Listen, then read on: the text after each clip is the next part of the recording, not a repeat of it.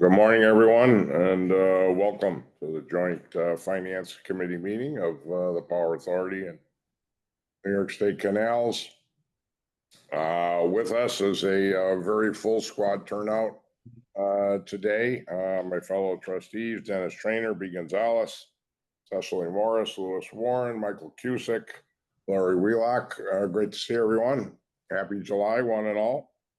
Joining me here in Buffalo is our President and CEO, Justin Driscoll, along with COO, Joe Kessler. And I see Alexis up in Massena with Cecily.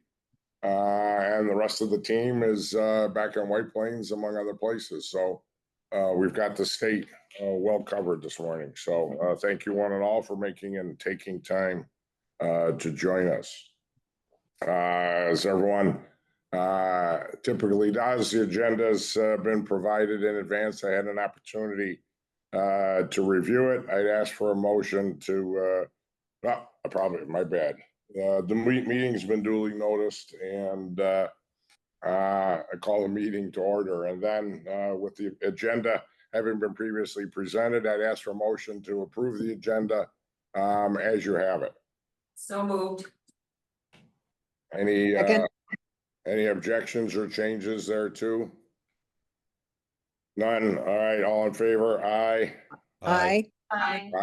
Any opposed? Motion carried. As we typically do, we're going to start our meeting with a relatively brief executive session. So if I could have a motion to adjourn to exec session.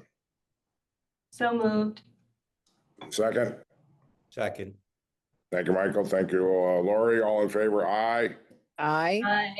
Aye. Any opposed? Motion carried. Thank you. We'll be back with you in a little bit.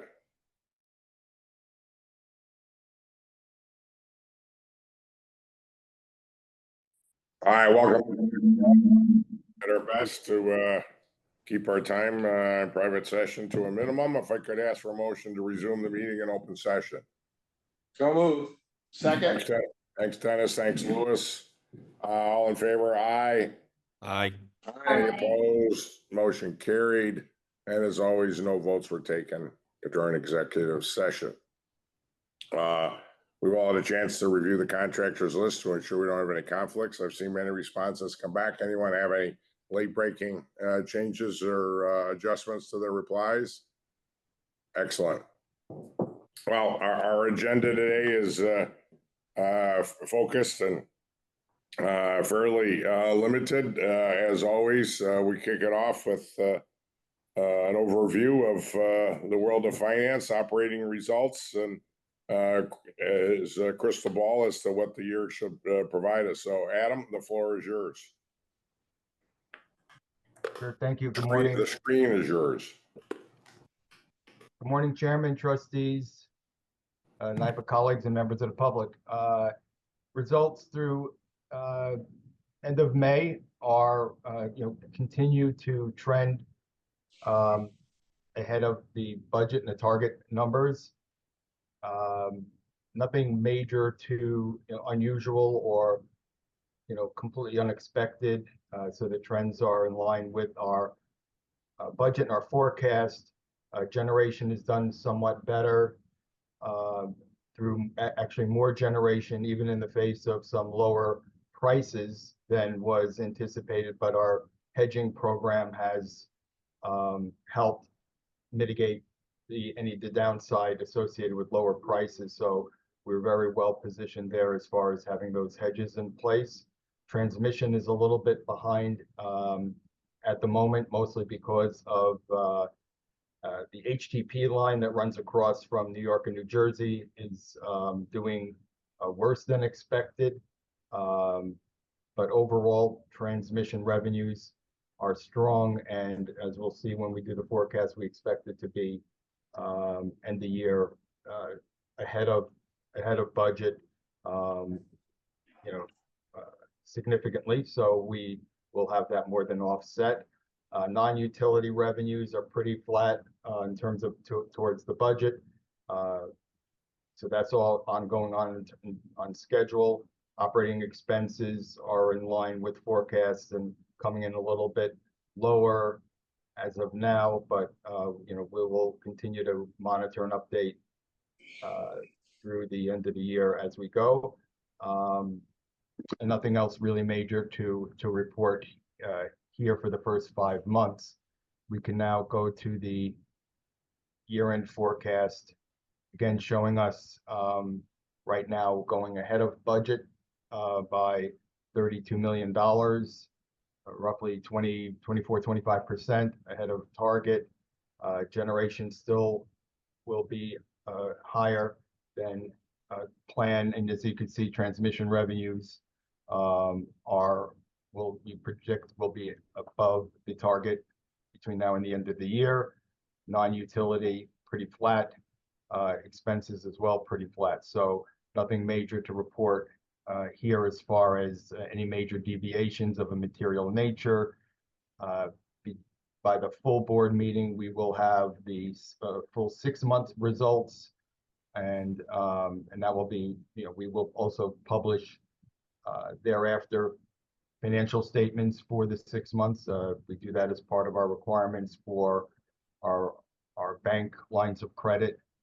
So that will be distributed to you within the time that we're required to provide those to the banks and other financial institutions.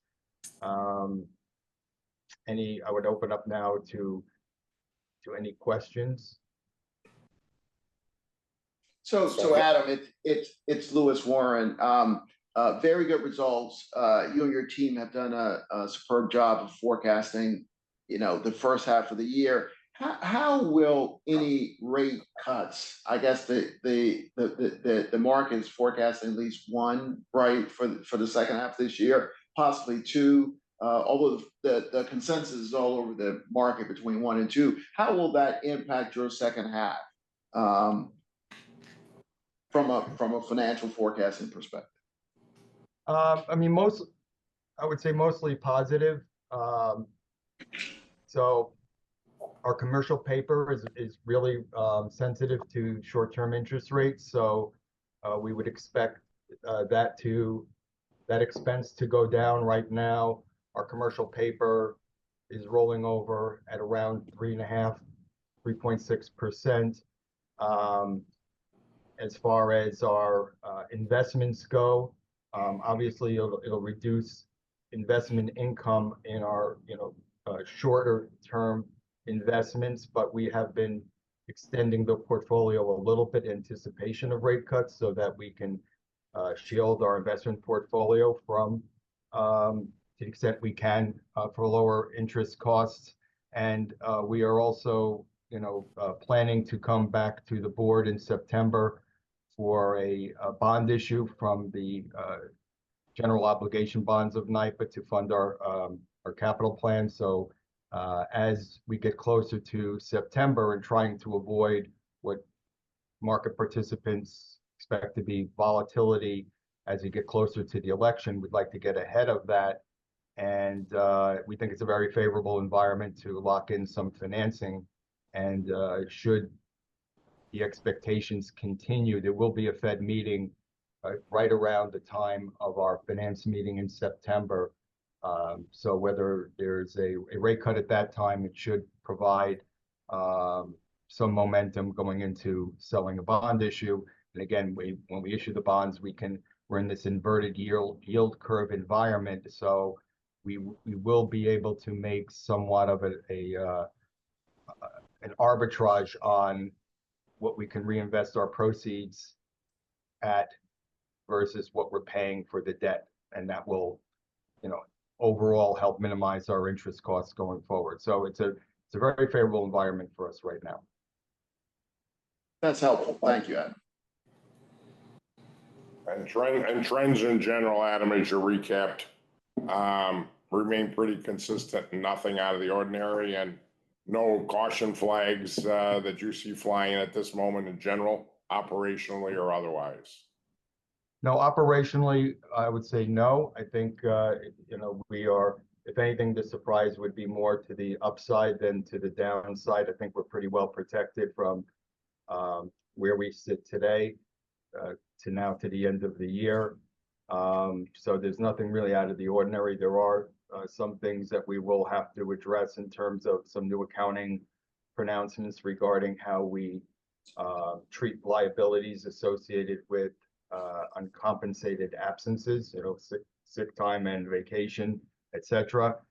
That goes into effect post-June, so we would have to have that reflected at the end of the year, working with our outside actuary, the Buck consultants, to come up with what that number would be, that adjustment. We think it's, it could be in the area of $15 to $20 million, which again, we don't see that as being a material amount, and it's a non-cash event.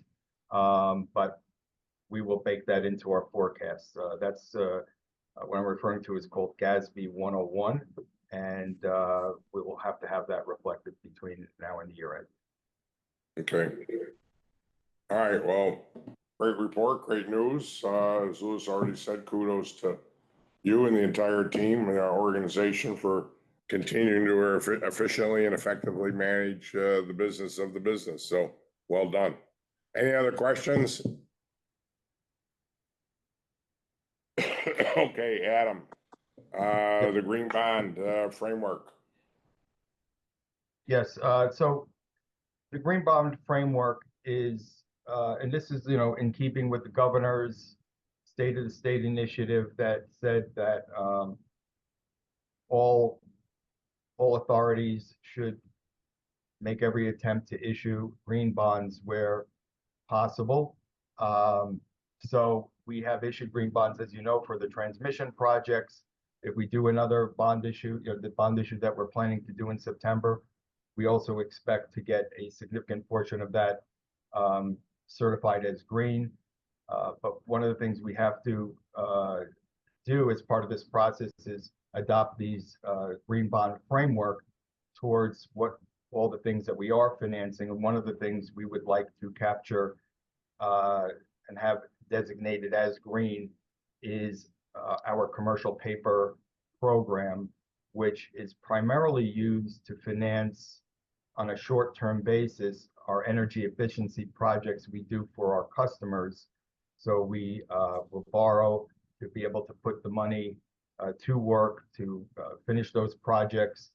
Ultimately, the customer pays us back, and that is used to pay down those commercial papers. But by its nature and its name, energy efficiency, we believe those will all qualify as being eligible for the green bond designation. We have an outside independent third party firm called Sustainalytics. They are the leader out there in being third party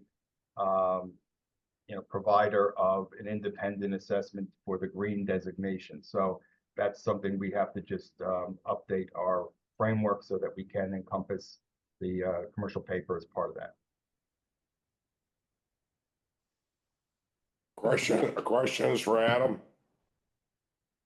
And Adam, given the nature of all that the authority is focused on, most anything that we issue in the public markets or privately in terms of financing could be designated as green bonds, right? I mean, most of all of our projects have some sustainability, renewal, or energy efficiency foundation, right? Foundations. I would say for the most part, you're correct, with the exception of, say, if we were doing some sort of upgrade for a fossil fuel fleet. Yeah. That probably would not qualify. But for most things that we do, I would say should be considered eligible for that green bond designation. Which is, I'm sorry, Chairman. Oh, go ahead. And I assume, Adam, that given the attractiveness of green bond financing in the marketplace, right? It's becoming more and more, investment pools are looking for the actual paper, that there's some that you and your underwriters can quantify. There's some, not only the state is moving in this direction, the governor has authorized this, but there's some benefits financially for the power authority. Absolutely. I mean, I don't know if we can quantify it You know, specifically in terms of basis points, it could be worth maybe 5 to 10 at Yeah. best, but from the most part, you know, when we're out selling our paper, we're competing with everybody else who's trying to sell their paper. So we want to give investors, you know, just, you know, more reasons to invest in our paper than someone else's. So from a marketing and execution standpoint, I definitely view it as a positive to, you know, have our name out there and be more attractive and hit a wide array of investors. So from my perspective, it helps for that marketing effort. So, and to that end, on the marketing side, I know Trustee Wheelock and I have been chatting about this the last month or two. You know, anything that you can arm us trustees with, you know, one pager about what NYPA is doing, you know, in the green bond markets, how we're thinking about it. I think will be helpful as we all are in discussions in the ecosystem of what NYPA is doing to help the state meet its goals towards renewable sustainability. So I, you know, as you move forward, any type of one pager, et cetera, that you can provide to us, because it feels to me of all the state agencies, we're out in front, not only because of what we do as a mandate and as a mission for the state, but I love the green bond framework, and I think as we move forward, anything you can do to arm us to be more fluent with that would be helpful. Sure, will do. And in addition to that, you know, we also are in the process of getting ready to publish our integrated report, which contains our financial information, but also is a broader look about everything you just mentioned regarding our approach and what we're doing around sustainability and what we're doing for our customers, what we're doing for NYPA, what we're doing for the state. It gives a sense of how we're thinking about all these things and how we go about it in a very deliberative way.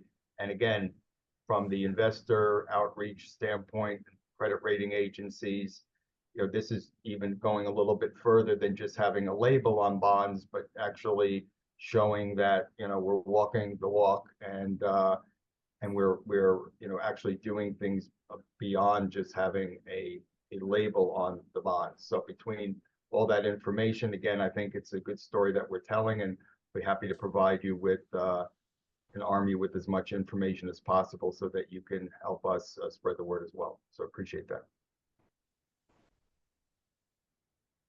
Good conversation, good dialogue, no question. We're high quality paper, and we're with all we've got on our plate, our ability to continue to go to market, access the markets for the funding and the support is critical. And Justin, Adam, Joe, the entire team, you guys continue to distinguish and differentiate. Another example of that. So well done. If I could, can I ask for a motion to recommend this item to full board for adoption? So move. Second. Thanks, Dennis. Thank you, Louis. Unless there's any other questions, all in favor? Aye.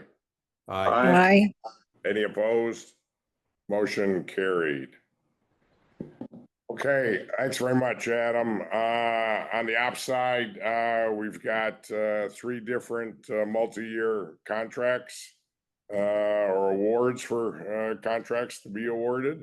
So first up is Megan, and our lighting program. Good morning. Thank you, Chairman Koelmel. Good morning, trustees, NYPA staff, and members of the public. I'm here to present the contract awards for the direct install lighting program services. Today, we're requesting that the Finance Committee recommend approval of 5 construction value contracts to Brightcore Energy, Labella Associates, Pearl Street Systems, Tri-State Light and Energy, and Wendell Energy Services in the amount of $500 million to the Board of Trustees at their July meeting. The $500 million allocation is part of previously approved energy efficiency program funding and will be recoverable from program participants. The authority launched the direct install lighting program in 2019 as a faster and more cost-effective way of implementing lighting retrofits and replacements for our customers throughout New York State. The program leverages fixed unit pricing for labor and material costs to deliver turnkey LED lighting upgrades. These projects directly support our customers' efforts in achieving state and local carbon reduction mandates while also reducing their energy costs. Over the past several years, the direct install lighting pipeline has grown to more than $600 million worth of projects, resulting in the need to bring on additional vendors to support the program's growth. In July of 2023, an RFP was issued for these services, and in September, 8 proposals were received. Following the evaluation of those proposals, the aforementioned 5 vendors were deemed to provide the best value and are being recommended for contract awards. The term of these contracts will be for 5 years through 2029. Thank you, and I will now take any questions. So Megan, is the 500 million incremental to the 600 million you just referenced? No, that is the That 600 million is the pipeline of projects. This $500 million will support that. We have some work that is already in progress under previously awarded contracts. So that's the difference in funding. Can you give us a ballpark? I mean, we've done, is there anyone doing more of this work than us? Oh, I can't. I'm sorry? I don't think so. Not at this caliber for public agencies. Yeah, I mean, we're really distinguishing here. It's my intuition, but I'll talk Yeah, to I think the, things that we were talking about earlier around, load growth, and this is a way to mitigate some of that. And I think this direct install program, and to Megan's credit and the team, has accelerated our ability, not only from a capacity standpoint, but speed-wise, and getting this implemented and in place so that we're reducing load on the other side of the equation, because that's important as well. And the direct install lighting program has been extremely successful because of this direct install program. And I think just the scale of the customers that we have and the size of their operations, it's just we really move the needle when we're doing this work. I mean, it's a mature industry. There's plenty of competition out there, but just the scale of our customer base and the size of their operations, I think, is a differentiator for us. questions for Megan? I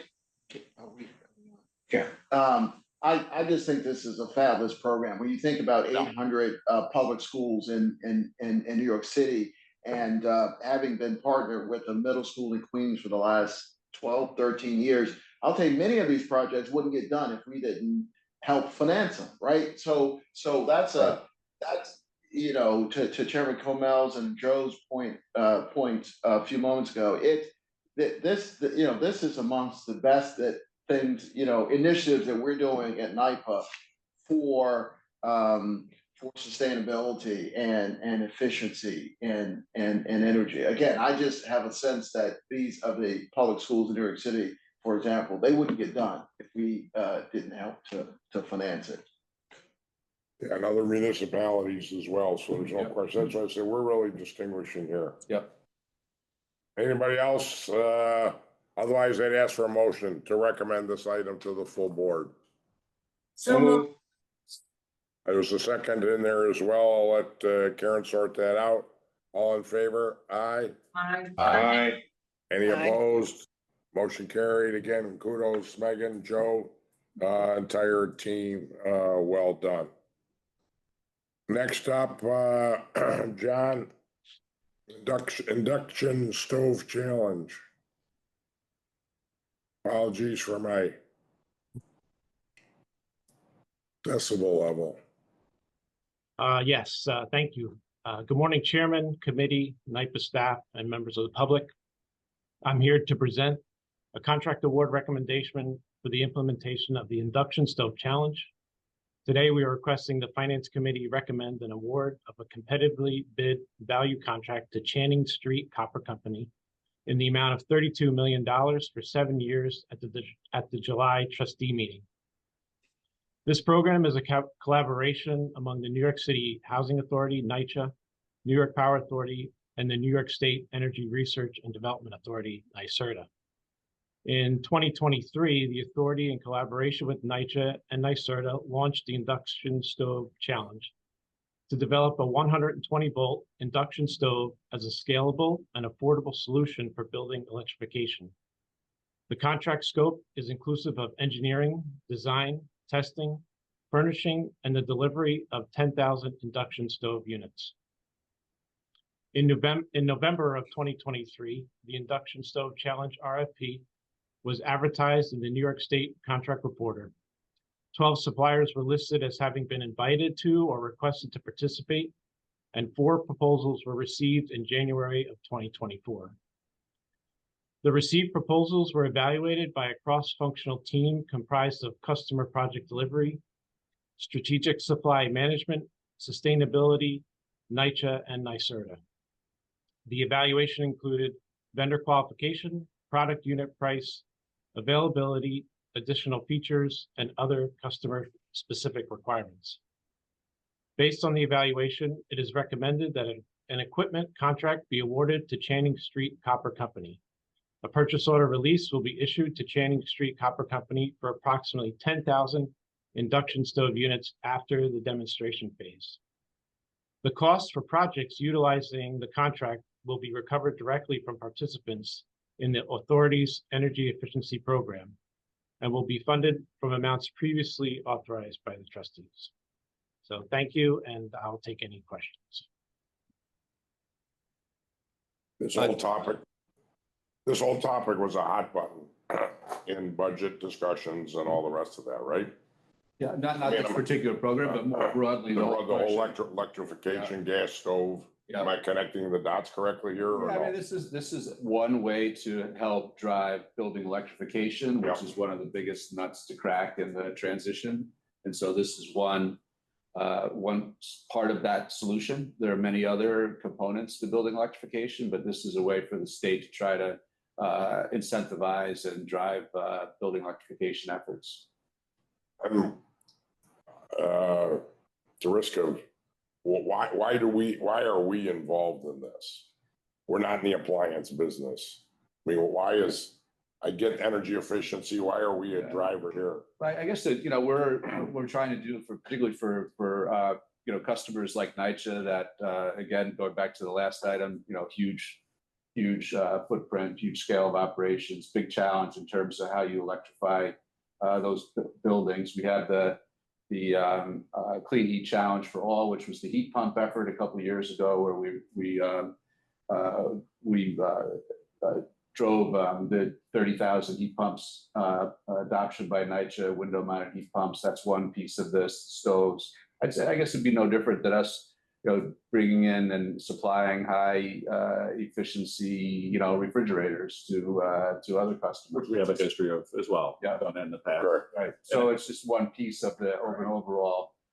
So it's more continuation of what we do than a one-off, Yeah. not an aberration, as much as I might think it is. And I think you can really consider these induction stoves more of a component of the building, lighting or something like that, in an area with a NYPA as a customer. So it's allows us to kind of do this at scale in an area where conventional electric stoves would not really reap the benefit that these induction stoves can do.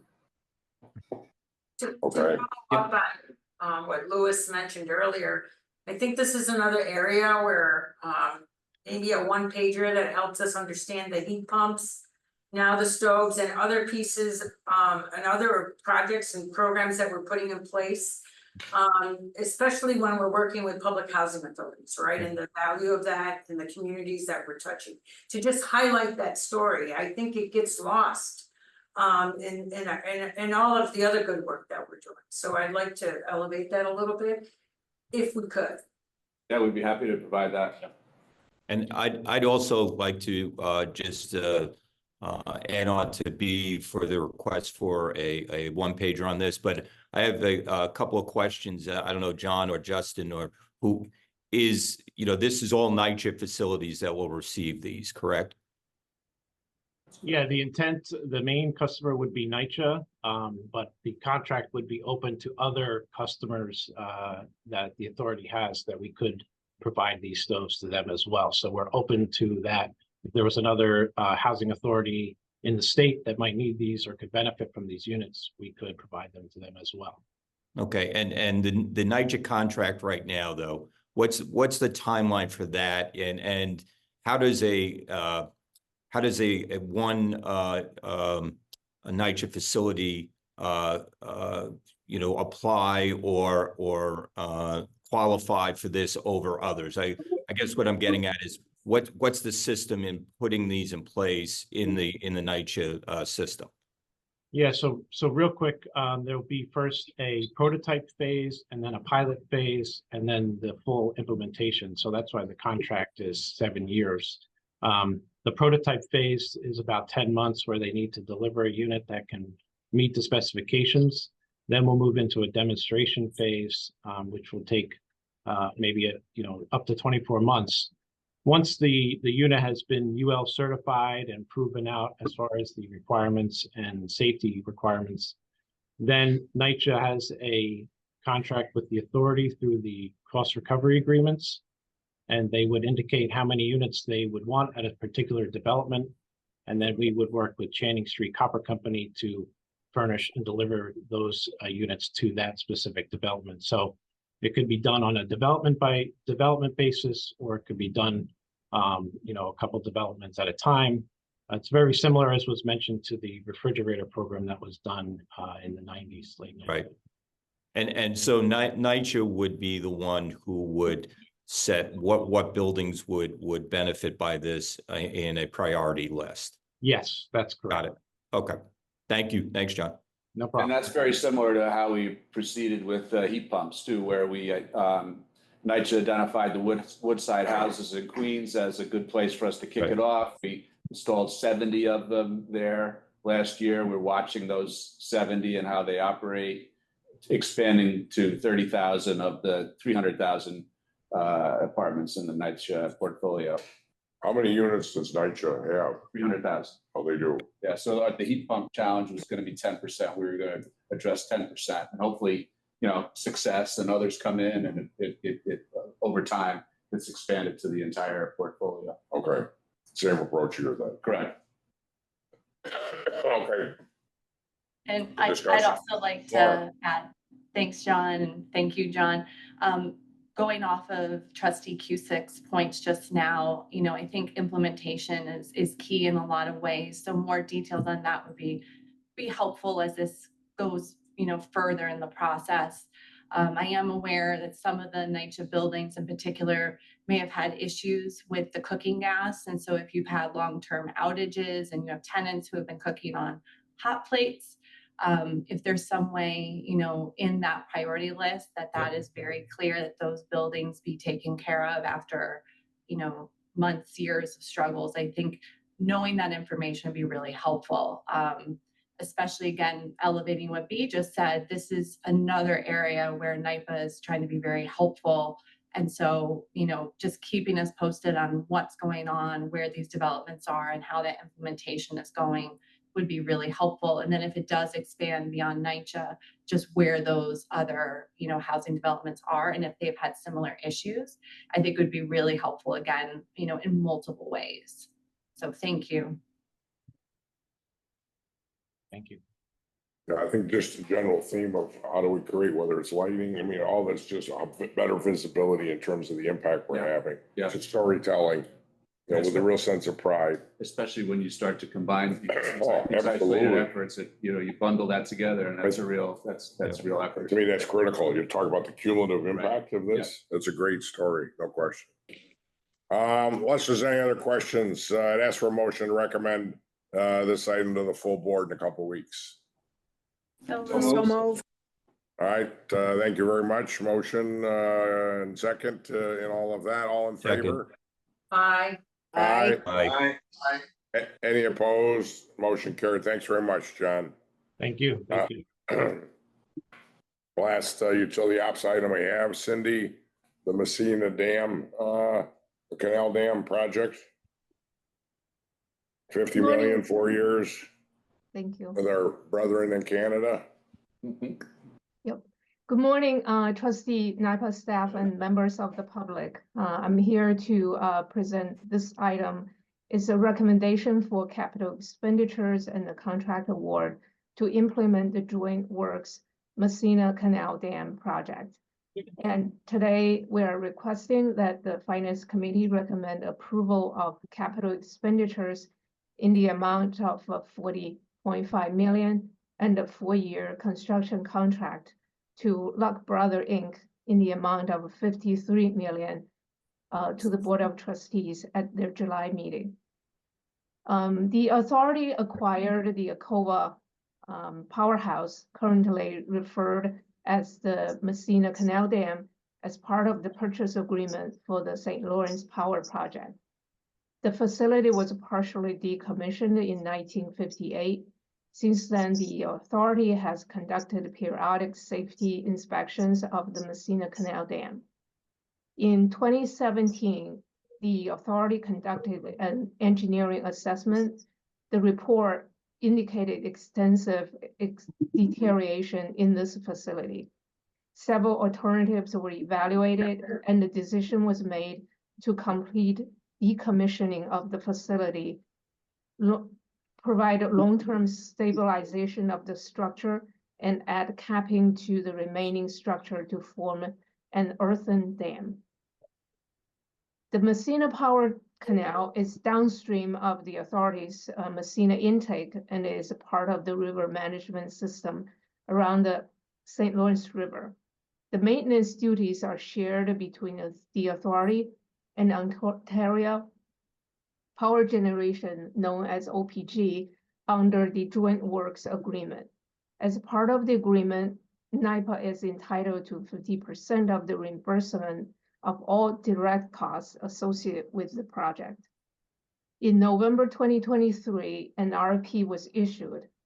The Ariba event invited 40 suppliers, and 26 suppliers submitted prerequisites that would have allowed them to access the event.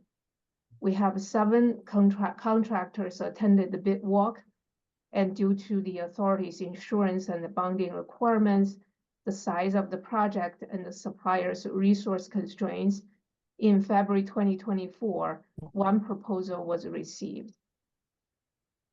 Luck Brothers Inc., who is the only bidder, was evaluated and deemed technical qualified. They have the understanding of the scope of work and the experience that was required. All exceptions has been negotiated and mutually agreed upon. They are recommended for award. The requested capital expenditures for this work are included in the long-range plan and will be used for the construction contract, the engineering support during the construction, the direct cost associated with special inspections, environmental and safety monitoring, external project admin support, easement for construction access, and NYPA indirect costs. It also included allowance for escalation due to unforeseen permit delays. This project is scheduled to substantially complete by the end of 2027. And thank you. I will now take any questions.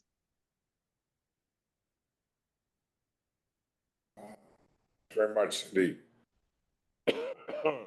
One thing that jumped out at me is anytime we get only 1 proposal, talk to us a little bit about the diligence we did to ensure we're getting fair market pricing and not in any way disadvantaged because of that circumstance.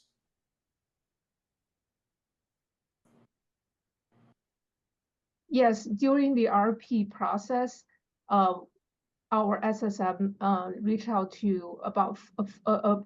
to 40 contractors to invite them into the RFP process. And out of that 40 vendors, 26 submitted prerequisite that would have allowed them to access the event and download the full RFP and any related attachment. So we also conducted a site walk, and during the site walk, there are 7 vendors attended. And as a result, there are 2 vendors eventually teamed up with Luck Brothers to bid on this project. And we also had, presented this project in some supplier diversity events ahead of the RFP and reaching out to the broader construction community. for this work coming on. So, Yeah, I'm not questioning the process. I just want to make sure between Trish, John, whoever, we do enough due diligence that we're not getting held hostage here.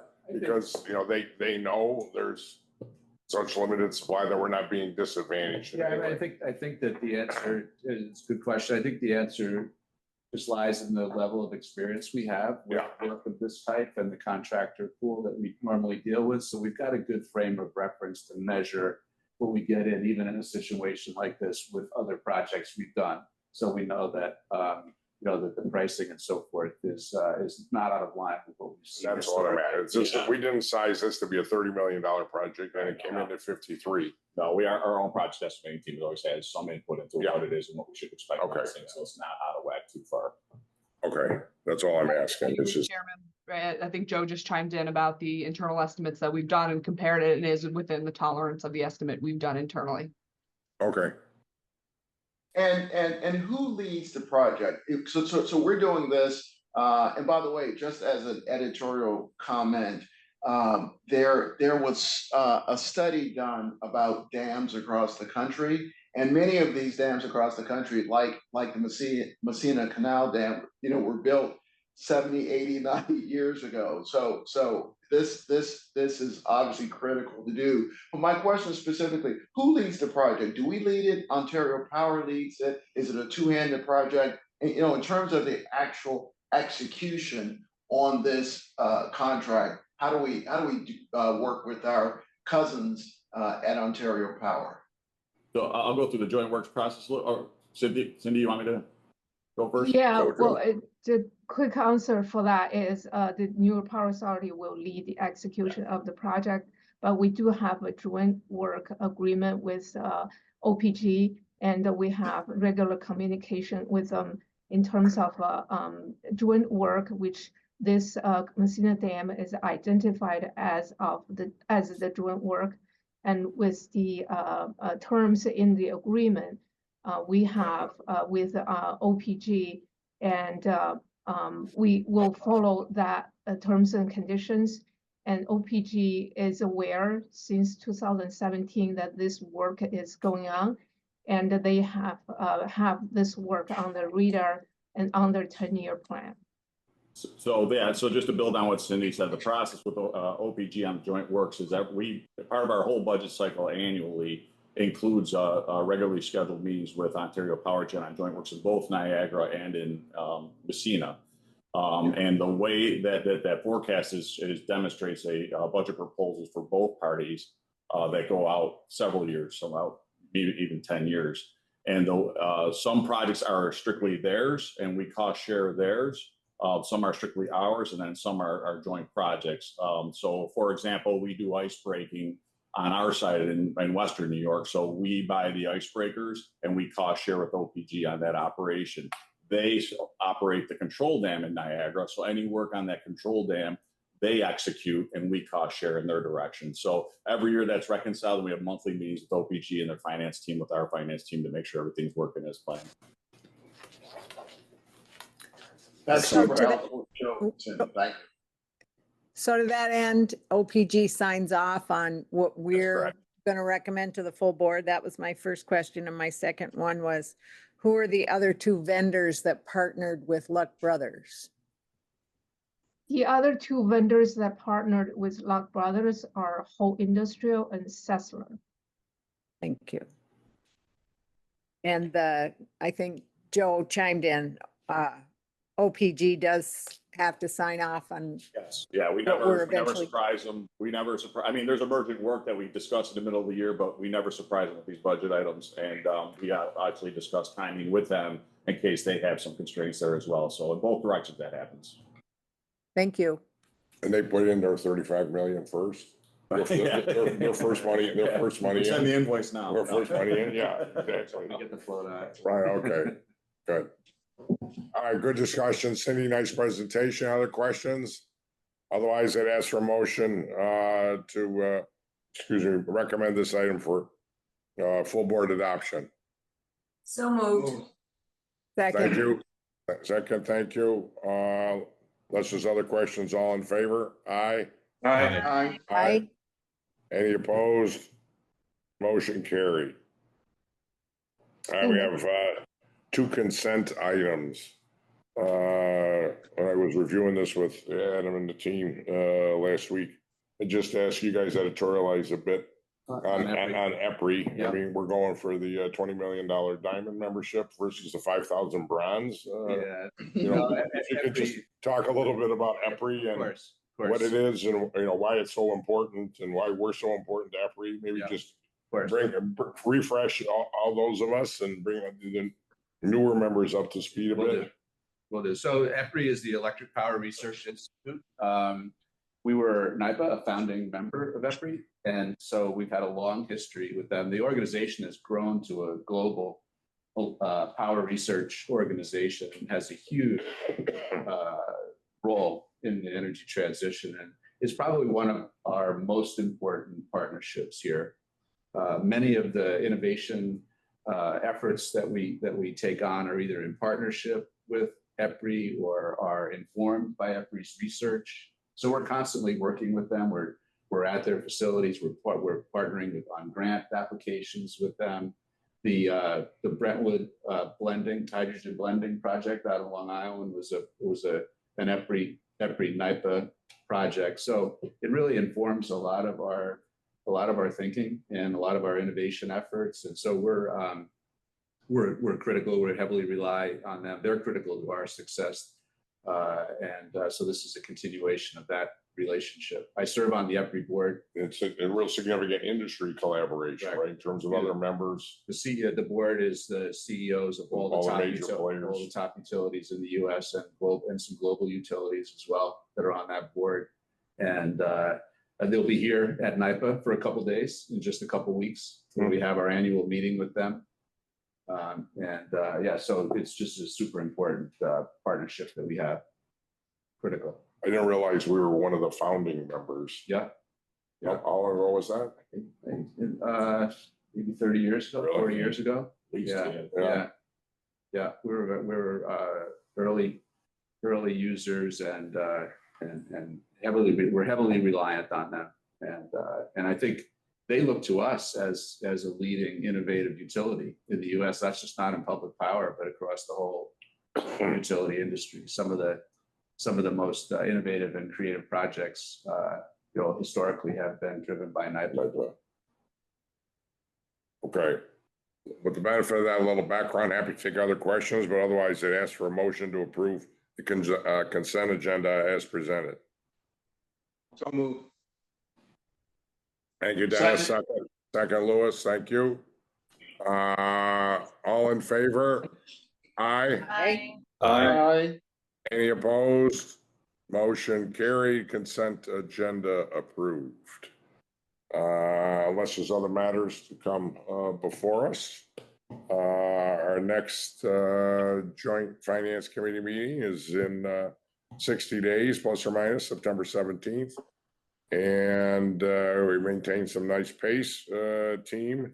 So very well done. And with that, I'd ask for a motion to adjourn the finance committee meeting. So move.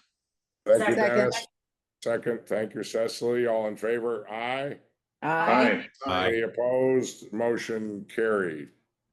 All right, that brings finance committee to a close. We'll take a brief little break. Let's take a 5-minute break. And then we will reconvene as a full group for our captive insurance annual board meeting. Does that work for everyone? Okay. Yes. Yes. Thank you.